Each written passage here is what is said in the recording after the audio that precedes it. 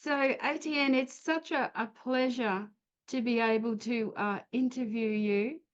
I have Thank a great respect for you and your achievements, which I've heard something about from a friend in Sydney. I haven't had a chance to read the book about you yet, but you. uh, I'm very honored to be able to interview you on behalf of Indigenous Friends of Israel.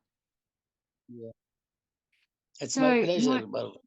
thank you. So, my Yeah. first question is, can you give us some background on yourself as a Lebanese Christian living in Cyprus, someone who's been a key player in Lebanon over the years? Barbara, my name is Etienne Sakr, known as Abu Arz. And I am the founder and the leader of the Guardian of the Cedars. It's a nationalist movement. I was involved in the war of Lebanon since 1958. 58, President Nasser of Egypt, he tried to annex Lebanon to Syria and Egypt. So I was fighting. I had 17 years old. And since that time, I am still fighting until now. So in 1972, 73, the PLO started to fight Lebanon. They started with the army. When the army was collapsed, so we have created an army for us from the students, Lebanese students. We created an army called militia, whatever you want, and we started to fight the PLO with all the allies of PLO, all the terrorist organization in the whole world. The Bader Meinhof from Germany, they came to help him, and the Italian Red Army also, they came from Italy, and yes, from Japan, the Red Army of Japan, all terrorist group, they came to help Arafat, Mm. and uh, and mercenaries from Egypt, from Somalia, from Libya, from everywhere. They came to help him, and all the Arab regimes were supporting Arafat, all of them. And plus, here maybe you will be astonished. The American administration was against us, was supporting the Palestinians because it was the plan of Kissinger, who wanted to give Lebanon to the Palestinians in order to find a solution for the Arab problem, for the Palestinian problem. In order to finish the war between the Arabs and Israel. So Lebanon was the victim, and they found that they can easily take Lebanon, especially that 1970, the Palestinians in Jordan, they tried to make a coup against King Hussein. So yes, when he defeated them, they they flee to Lebanon. They came to Lebanon and they start to fight us. And Arafat and all the PLO organization, they were strong, very strong. And they were backed by Mr. Kissinger and the US government. And the Soviet Union was against us. The whole world was against us. Europe was neutral. So, and we didn't have an army, so we created an army and we started to fight them. And It must have after 2 been years, very difficult time for you. very difficult time. It was more difficult than today. So, but with the help of God and our brave people, we won the war against Arafat. And in 1982, Israel came and continued the job. They uh, they sent Arafat with 15,000 terrorists from his group. They sent them out of Lebanon. He went to Tunisia, and so the war finished by the defeat of after defeating the Palestinians. This was 1982. Mhm. But meanwhile, in 1976, also by an accord between the U.S. government and Syria, the U.S. government allowed Syria to come to Lebanon as peacemakers. Imagine, they sent Syria as peacemakers. It's if you send the wolf to make a peace between the lambs, exactly. So the Syrians came under the title of Arab Deterrent Force. They came to Lebanon and they remained in Lebanon for 30 years. They stole all. They stole the banks. They stole Lebanon. They uh, they committed a lot of massacres. We have still people who are still in the Syrian prisons. We know nothing about them, and they remained in Lebanon from 1976 until 2005. In 2005, the whole people was on the street asking them to go out. So Mr. Bush was president. He said,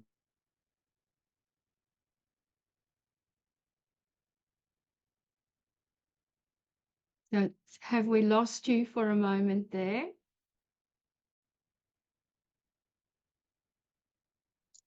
sorry So, about yeah, we're back. What? what? Why did the US send the Syrians in? It doesn't make sense.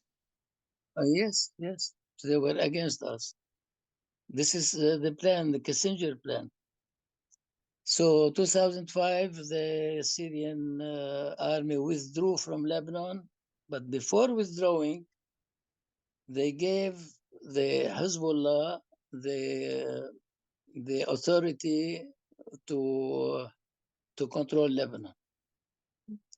So since 2005, Hezbollah was controlling Lebanon. And myself, I left Beirut to the south, to Jizin area, and I continue fighting against Hezbollah in the south, in Jizin area in the south. And on 2000, the Israeli government of Mr. Ehud Barak decided to withdraw from Lebanon. And this was the big mistake, to withdraw from South Lebanon and to push the SLA, the South Lebanese army, who were fighting with Israel against Hezbollah. They pushed them to withdraw with the Israeli as well. So, and they gave Hezbollah the opportunity to control all the borders between Lebanon and Israel. Imagine this big mistake that Hezbollah was in charge to control the borders between Israel and Lebanon. A And big I think mistake. Was that the peace the, agreement? Was that the the peace biggest, agreement in which 2006? The same one? 2006, Yes, the peace agreement, I think resolution 1701, that said we that are still, Hezbollah had to stay on the other side of the Litani River. we are Is that? still in 2000 now. We went to Israel, Mm, and all the members of the SLA went to Israel, and Hezbollah was in charge of the south, and they were proclaiming that they liberated Lebanon from Israel, from etc. mm, So this mistake led to a series of war of fight between Israel and Hezbollah. 2019, no, 2005, 2006. 2006, they kidnapped soldiers from Israel, 7, 8 soldiers, and they killed some of them. And the war started for 34 days, and it finished with an agreement. And this is another mistake, because with the terrorists, you cannot make agreements with terrorist people. They never respect their promises, their signature. They they agree, and then they do not commit to what they agreed. That's why after the 2006, Israel went back, and Hezbollah started to prepare another war, 2006. And now the war, which is going on now, the war is coming from this mistake, is related to this mistake of 2006. And the big mistake of 2000, this withdrawal from South Lebanon. So now we are paying the price of this mistake, unfortunately. Yes, Barbara. yes, well, certainly the Lebanese people themselves have paid for Yeah, that mistake, and Israel has paid for that mistake. of course, of course. When you fight terrorism, it's like you are fighting cancer, and with cancer you cannot joke. You have to eradicate the cancer completely from the roots. Otherwise, it will grow up again, and again. So Israel was fighting Hezbollah since 1993, 94, another war, 96, and 2006. And always was finished with the ceasefire and with the political accord, political agreement. And this was bad. You cannot joke with terrorism. You have to finish it. You have to uproot the terrorism. And Israel didn't do that. Always they were cutting part of the cancer, not the whole cancer. That's why now they have this problem. And I think this time uh, it's it's uh, it's the moment. It's now or never to finish this cancer called Hezbollah. It's now So or do never to you to think eradicate. you think Yeah, Israel might have do you think Israel might have learned its lesson and will finish off the job this time? I think, but I hope that America will not make pressure on them to stop. America should help them, should back them to finish the job, not to stop in the middle, because it will be very dangerous. Very soon they will organize everything again. They will prepare themselves, and they will have another war in a few years. So you cannot play with this. No, well, This you would cancer. certainly know that with the many, many years that you have spent fighting terrorist groups in Lebanon. That's been absolutely amazing. Yes, I was always warning the Israeli government. Don't do this. Don't do this. Don't withdraw. Don't joke with Hezbollah. Finish Hezbollah. Especially in 1990, I was in the south, and the SLA was very strong. We had more than 3,000 fighters, strong people. And we ourselves with Israel, we could finish Hezbollah, but didn't allow us. They prefer to withdraw and to give the borders to Hezbollah. Imagine what kind of mistake they did. And now both we are paying the price. Mm. A big mistake. So what we've got happening is about 9,000 missiles have come from Hezbollah into northern Israel in the last 11 months since October the 8th, and about 70,000 Israelis have been displaced. And so Netanyahu is now saying that they must be able to return safely to their Yeah. homes. Yeah. Did you want to make some comment on that at all? Sorry? Do you have any comments on this? Yes, yes. If they are speaking about a buffer zone from the borders until Litani River, I think it's not enough because if they make this buffer zone until Litani, it means 10 kilometers far from the borders, and the settlements cannot go back because from Litani they can shell again the settlements.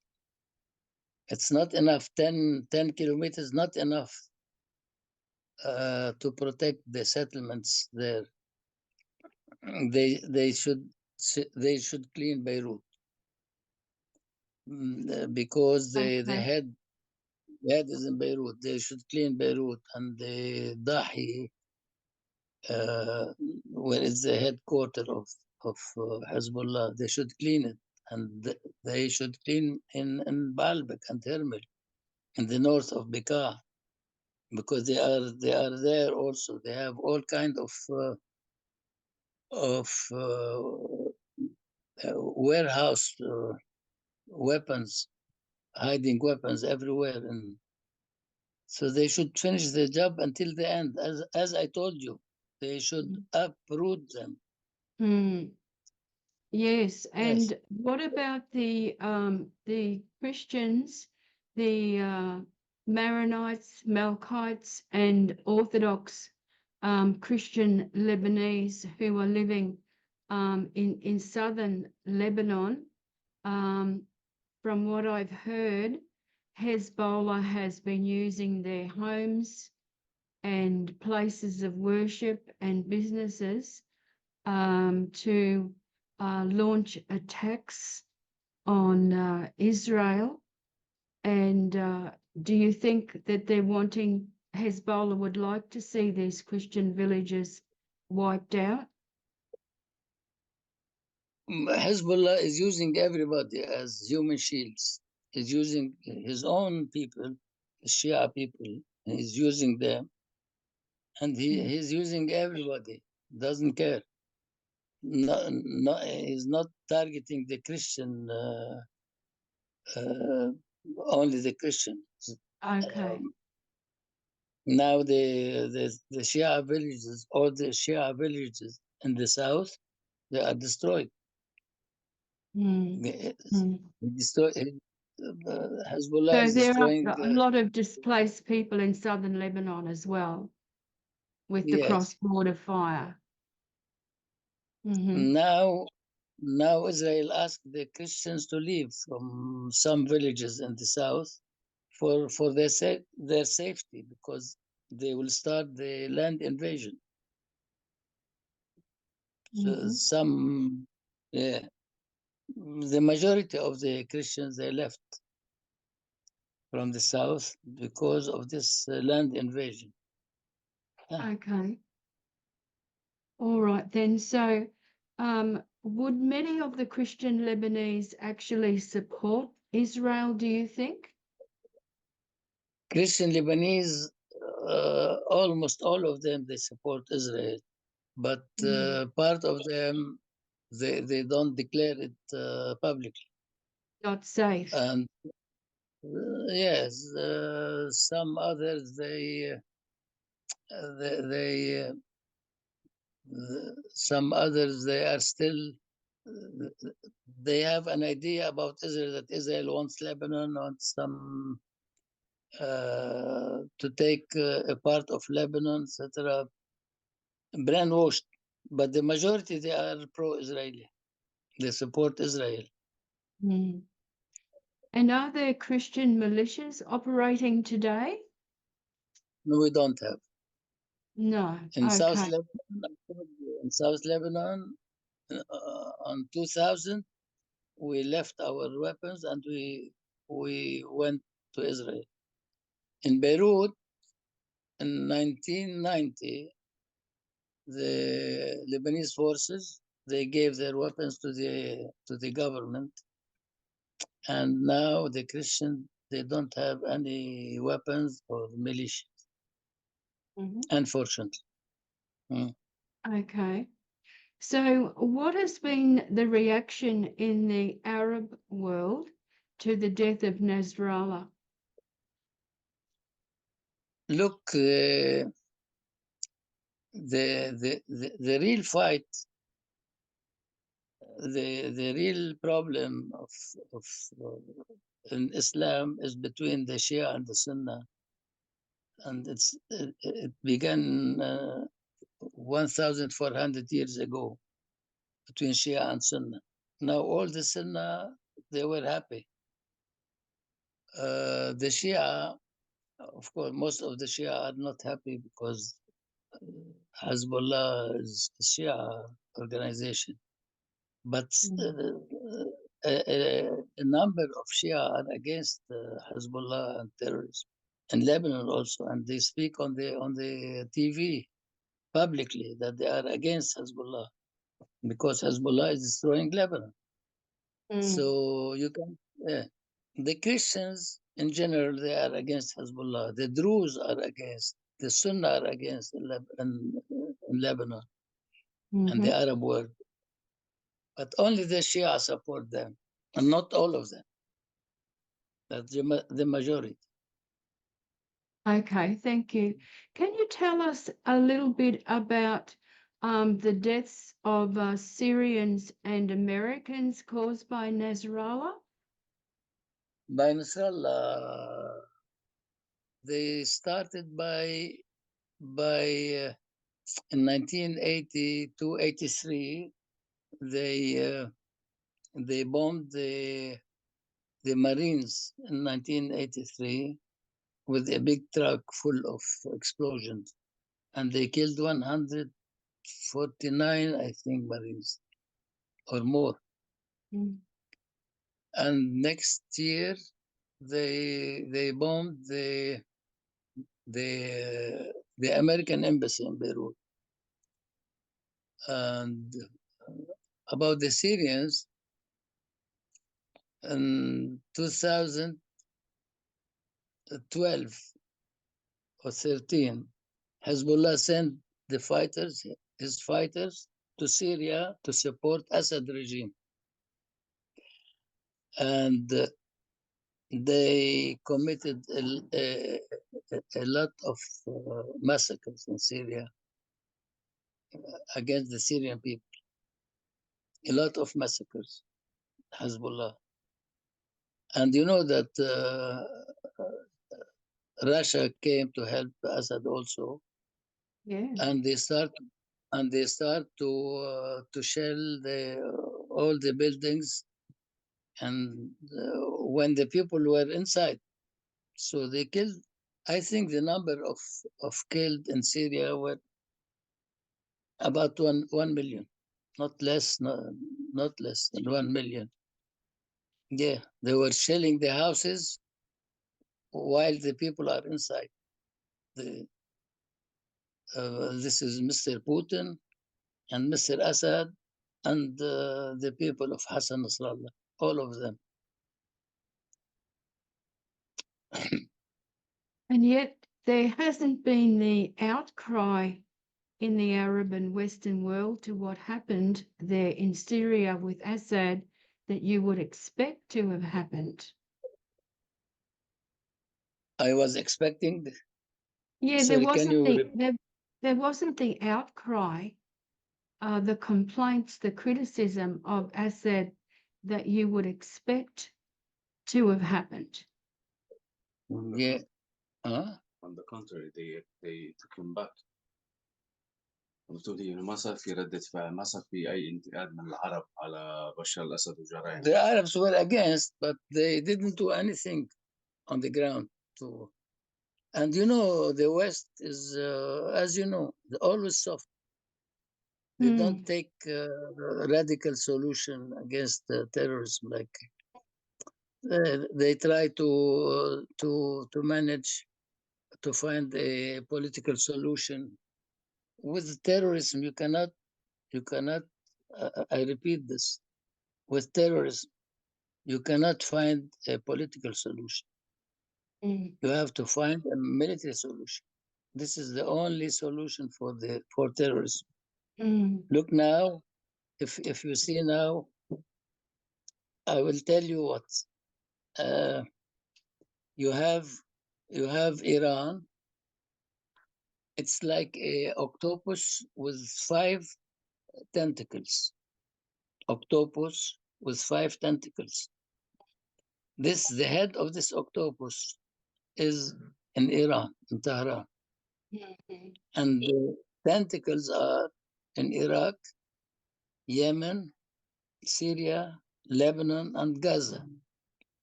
And all this fights and war and in the area of the Middle East are coming from this octopus. And the head of this octopus is in Tehran. So instead of hitting the head, they are hitting the tentacles.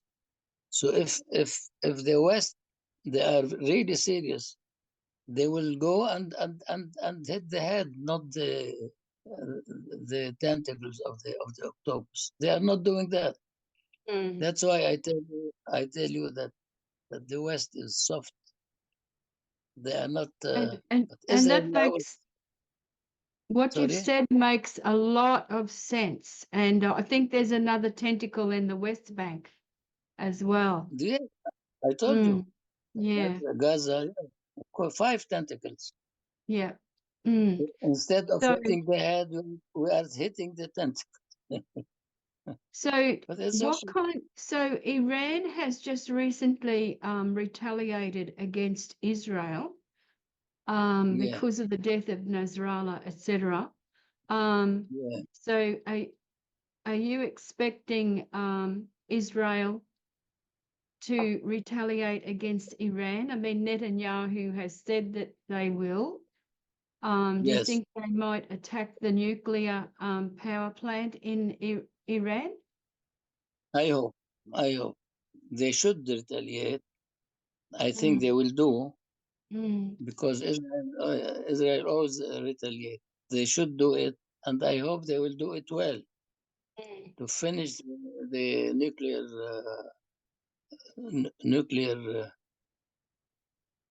Capability. Capability. So I hope we are waiting. I think Waiting to see. very shortly. Yeah, shortly they will do it. Yes. Yes. Look, Mm. unfortunately, the US has really been playing a double game, it would seem, regard to Iran in terms of Yeah. releasing funds and soft diplomacy, and so has our Yeah. government here in Australia.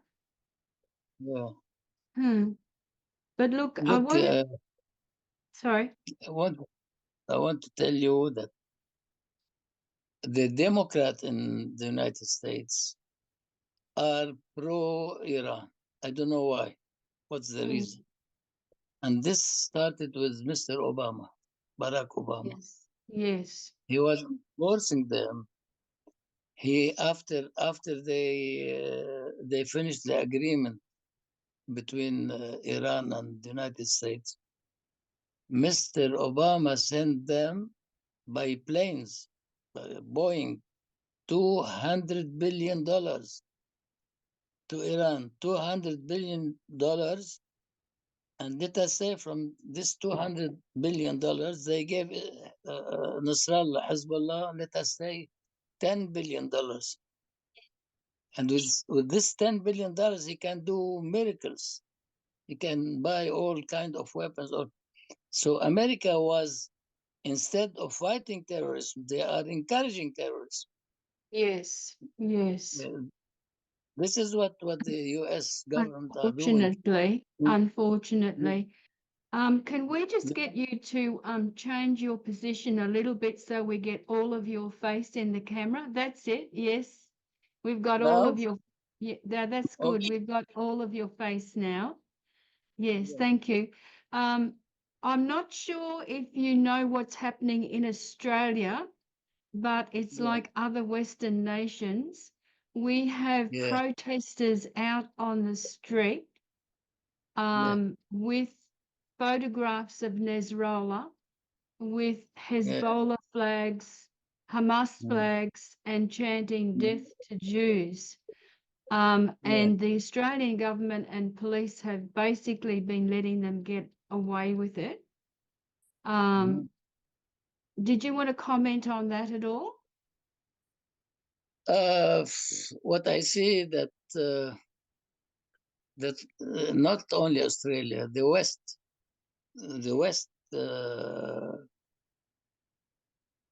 in general is sick. Mm. They should learn from the lesson of Lebanon and Israel. They they should this open door, allowing everybody to come inside, especially the radical Muslim groups, inside, and shortly they will start to make problems with you. And when the number will be high enough, uh, you will have war with them. Yeah, you are not learning from the lessons that's going on in Lebanon, in Israel, and the Middle East. That's So right. they should close the door, and they should now, starting from now, cleaning the country from all these radical Islamic groups, put them out, send them back to their countries. Don't joke with them. This is not a joke. Mm. I think Europe, especially France, if they continue like this in 20, 30 years, Europe will become Islamic country. Wake up. You should wake up. And this is what can I do. Unfortunately, yeah, look, I agree with you. And the Australian government has taken in about something like about 3,000 refugees from Gaza and Yeah. let them come in on visitor visas without doing security checks before they came. So Yeah. we're going to have a lot of trouble ahead. Look in Germany. In Germany, Angela Merkel, she welcomed 1 million Syrians. 1 million. And now they have a lot of problems with them. And now they are starting to send somebody back to give them money to go money to go back to their country. And now they wake up that they did a big mistake, a big mistake. That's right.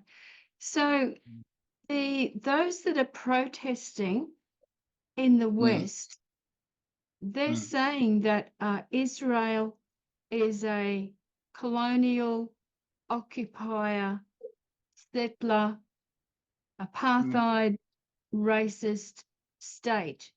And that's why they oppose Israel. And Hamas the Palestinians are being oppressed by Israel. Did you want to make some comment on that? Not right. It's not right. Never in history the Palestinians had a state in what's so called Palestine. They never had a state. This area was Israel since Abraham came the first there, 2,000 years before Jesus Christ. Means 4,000 years, 4,000 years from now. So it was always the land of Israel. And the Palestinians came later, 1,000, about 1,200 years before Christ. So the Israeli came 2,000 before, means 800 years before. And they were fighting. You know the story of King David and Goliath. But it doesn't mean that the Palestinians came after the Israeli, not before. So this land is the land of Israel, and it was the promised land by God to as the Torah says.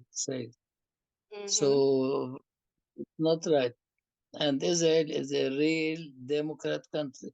I know that because I know them very well, and I was living for a while in Israel before coming to Cyprus. It's the only real democrat country in the Middle East. And but the problem that the Palestinians, they don't want them. They don't want peace with Israel. They don't want peace.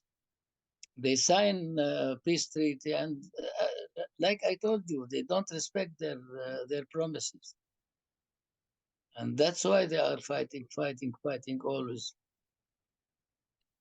Yes, it seems they don't want a two-state solution. They want all of Israel and And they for want all. Jews to be eliminated. This is very bad. The Palestinians don't want a two-state solution. They want all of Israel. They tried the solution of two states. Didn't work. They want the whole Israel. So I think the solution is, I don't have the solution in my head, but Israel should be always strong and ready to fight, and they should not believe in their promises. They don't keep their promises. This is the problem. Okay. The Arabs conquered Jerusalem in 638 AD. Were there Arabs in the land before that? Or was that the first time there were Arabs in the land? Yeah, the Arabs conquered Jerusalem in 638 AD after Christ. Were there Arabs in the land before that? Or was that the first time they came? No, the Palestinians came before. They came in 2000, around 1,200 years before Christ, BC. They came as people of the sea. They came from the island, the Greek island, like the Vikings. They came like the Vikings. So you're talking about the Philistines. The Philistines, exactly. They Philistines, came, yeah. Okay. they invaded, they started by invading the Phoenician cities in Mm. Lebanon, Sidon, and then they went to the south fighting the Jews. And the fight started from that day Mm. and then until today.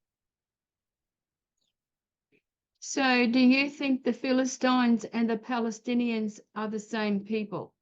The same people, Yeah. Philistines and the same, yeah. What makes you say they're the same people? Because I know I know something about history. Okay. Yeah. All Yeah. right. Because some people say the Philistines died out and don't exist anymore.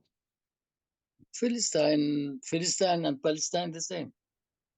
Mm-hmm. Instead of F, you put P. Mm-hmm. The same name. Yeah. All right. Okay. Thank you for that. So, as an Indigenous, do you regard yourself as Indigenous Lebanese? Is there such a thing as Uh, Indigenous Lebanese? sure. What do you mean by indigenous? The first peoples in the land, The first basically. people. Mm. Yes. Yes. Uh, as if you read the British historian Arnold Toynbee, he says that Lebanon is the first name in history. Mm. The the first name in history, Lebanon. That's why we say that Lebanon is Lebanese. And the Arabism now they are trying to uh, um, Arabism. Arabism is a movement. They believe that the Arabs from North Africa to the Arab Gulf are one nation, and including Lebanon. It means that Lebanon is part of the Arab nation. We say that Lebanon is not part of the Arab nation. Lebanon is a nation by itself. And it's a very old nation, more than 7,000 years of civilization. That's Mm. why I am. That's why we say that Lebanon is Lebanese, not Arab, not Arabic country. We are Okay. Lebanese nation. It was 7,000 years Lebanese, and he was still Lebanese, and he will remain Lebanese. Lebanon is Lebanese. So we we we always say that we should preserve our identity. Never say that Lebanon is Arabic. Lebanon is Lebanese. Full stop. So, has Lebanon had any Arab colonialism at all? Mm, the Arabs in 7th century, when they invaded the whole area and they went to Europe, they invaded the the the the coast of Lebanon, not the mountain. They couldn't go to the mountain. So the mountain started to fight them. And I tell you, if you read history, that the Arab invasion arrived Europe and they couldn't invade the Mount Lebanon. They Mhm. stopped on the shore on the coast, and the people of the mountain in Lebanon they start to fight them, to fight the Arab army, and they defeated them, and they forbid them. They didn't allow them to go to the mountain. So the Khalifa came from Damascus. The Khalifa Marwan ibn Abdul Malik. He came to Beirut and started to negotiate with the Lebanese in the mountain. The name was Al-Marada. And he was negotiating with them. What do you want us to do in order to stop this fight? He started negotiate. And at the end, he gave them a lot of gold and Arab horses in order to stop the war against the Arab army.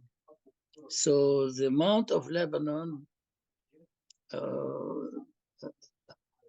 uh, didn't allow the Arabs to go inside to occupy.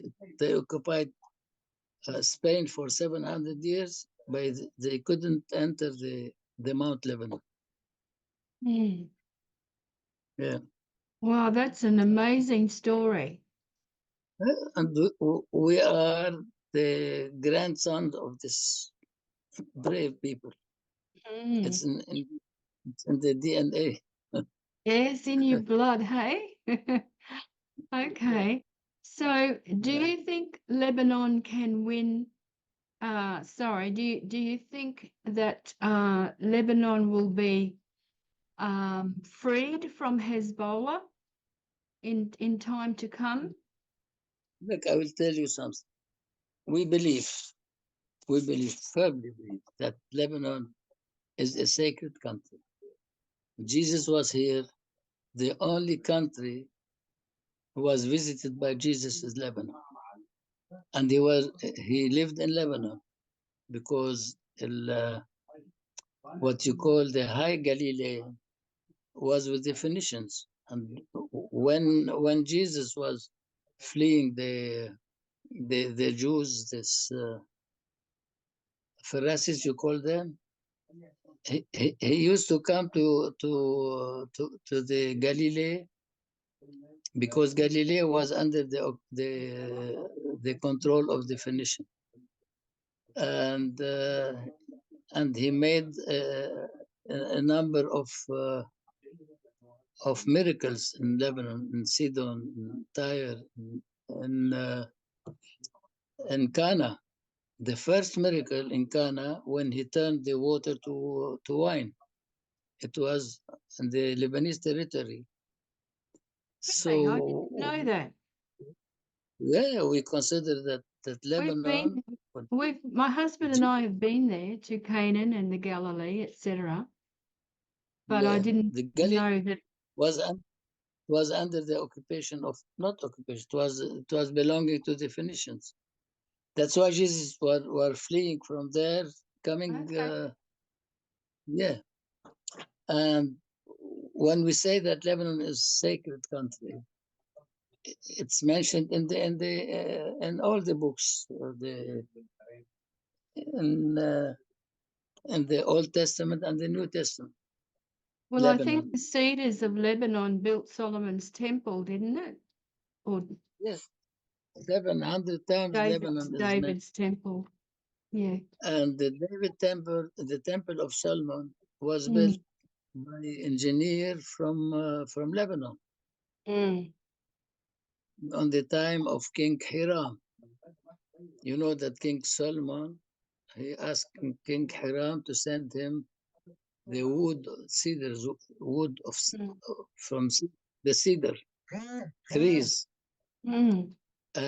and engineering. He sent him an engineer by the name of Hiram Abi, and he helped the Jews to build the temple from the trees of Lebanon. Mm. That's very Yeah, special, isn't it? So you've yeah, got a special connection yeah, historically and spiritually between yeah. Israel and Lebanon. Exactly. So we should Mm. go back to this alliance between Lebanon and Israel. We should. Mm. The biggest mistake we did in 1982, the Ismail family was in government. They didn't sign the 17th May Agreement, and this was a fatal mistake. Mm.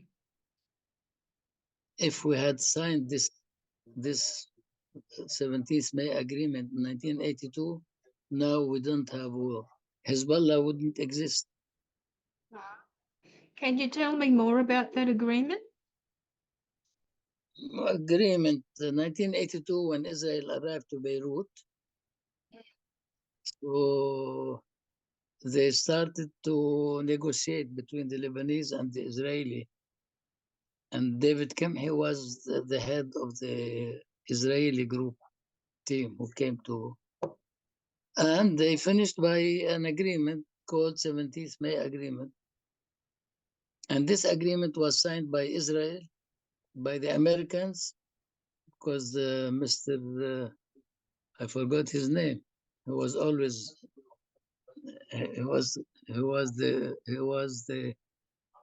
he represented the United States. He was there, and so the Israel signed. Morris Draper from USA government, he signed, but Mr. Amin Jmail refused to sign this agreement. So the agreement failed, and Israel left Lebanon. And since that time, Hezbollah started to grow up. This was a big mistake. I know that I appreciate the time you've put into this, but if I could have a couple of more questions. You mentioned about the Aramaic language being spoken in Lebanon. Can you tell me a little bit more about that? I want to tell you something. The old languages are three Semitic languages, three languages: the Arabic, the Aramaic, and the Jewish, the Hebrew language, the Hebrew language. These are the old languages. And you know that languages, they change by time. They change. The English of Shakespeare is not the same English of today. So the Arabic is still the Arabic language until now, but in Egypt they speak their own language, but coming from the Arabic. The modern Hebrew is different than the old Hebrew. Yes or no? The modern Hebrew is different than the old Hebrew. And the Lebanese language is coming from Syriac, Aramaic, Phoenician. Look, and it's different. But these three languages, we call them the sister languages. They look like the same, but there is a lot of similarity between these three languages. When you say, and do you know some Hebrew? Do you know A little Hebrew bit, language? not much. Yeah, we say in Hebrew, אחד, שתיים, שלוש, ארבע, חמש. In Lebanese, the same. واحد, اثنين, ثلاثة, أربعة, the same. So that's why they are sister languages, but not the same roots. Yeah. Well, So the that's Lebanese language, yeah, the Lebanese language, this is very, very interesting. So Yeah. just one final question, well, actually two. Yeah. Do you think we're headed toward a regional war and maybe even a world war? It's already it's the regional war is already existing. It's going on. You have the Houthi fighting. You have the militia from Iraq are fighting against Israel. You're in right. Syria also, in Lebanon and in Gaza. So Israel is fighting on six fronts together, fighting. So this is a regional war. It's going on. It's Yes, already. you're right. It is. World war, I don't think so. Not yet. Not yet. I hope not. Yeah. I hope So, not too, but we know with biblical prophecy that there will be in time to come. But that's another story. There is a book that has been written about you, I believe. The last question I've got is, can you tell us about any writings by you or writings about you, Yes, because we would like yes. to let people know about that, because I'm sure they would love to read and hear more about you. Barbara, I wrote hundreds of articles. Mm. Uh, some are translated to English. I will send you some. I wrote 3, 4 books about Lebanon and the war in Lebanon, Wow. etc., etc. The history of Lebanon. Mm, I wrote the history of Lebanon, and it's translated to English also. I will send you a copy. But before Yeah. finishing, I will talk about Lebanon. This country, it's a small country, but it's a sacred country, like I told you. And Lebanon is too strong. Nobody can defeat Lebanon. Or Abdel Nasser, the president uh, of Egypt, he was very strong. He was the master of the whole Middle East. He tried to take Lebanon. He couldn't. We defeated him. Then came the PLO with all the terrorist groups. We defeated them. They finished in Lebanon. Then came Syria and this Assad, the father and the son. And they were saying that Lebanon was part of Syria. Always in history, Lebanon was part of Syria. We want to take Lebanon, to annex Lebanon. Now Syria is divided in 6 parts. It's uh, it's uh, it's dismembered. What do you call that? It's divided in 6 parts.